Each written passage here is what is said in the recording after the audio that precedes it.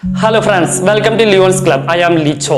ചായകളിൽ മസാല ചായ ഇന്ത്യയാണ് ഉറവിടമെങ്കിലും ലോകം മുഴുവൻ പ്രിയപ്പെട്ട ഈ മസാല ചായയുമായിട്ടാണ് ഞാൻ ഇന്ന് വന്നിരിക്കുന്നത്. ഈ വീഡിയോ ഇഷ്ടമായെങ്കിൽ ലൈക്ക് ചെയ്യാനും കമന്റ് ചെയ്യാനും ഈ ചാനൽ ആദ്യമായി കാണുകയാണെങ്കിൽ സബ്സ്ക്രൈബ് ചെയ്യാനും മറക്കരുത്. അപ്പോൾ നമുക്ക് വീഡിയോയിലേക്ക് പോയാലോ. ഞാനിവിടെ 2 കപ്പ് മസാല ചായക്കുള്ള ഇൻഗ്രീഡിയൻസ് ആണ് എടുത്തിട്ടുള്ളത്. 2 ഏലക്ക, ചെറിയ ഏലക്കയാണെങ്കിൽ 3 എണ്ണം എടുക്കാം.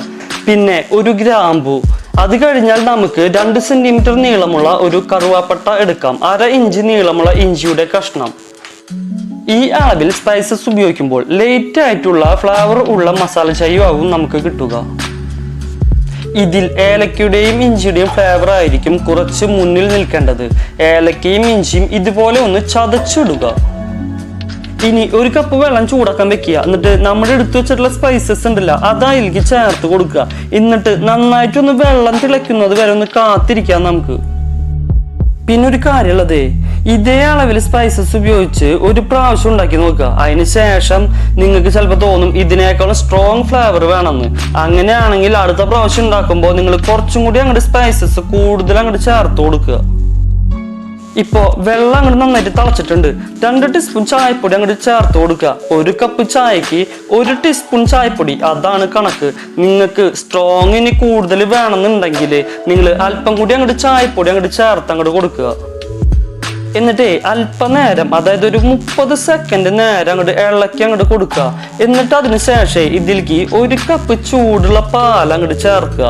എന്നിട്ട് എന്ത് ചെയ്യണം, തിളയ്ക്കാൻ അങ്ങോട്ട് തുടങ്ങുമ്പോൾ ആ തീ ഉണ്ടല്ല ലോ ഫ്ലെയിമിൽ ഇട്ടതിന് ശേഷം ഒരു 1.5 ടീസ്പൂൺ പഞ്ചസാര അങ്ങോട്ട് ചേർത്താ കൊടുക്കുക.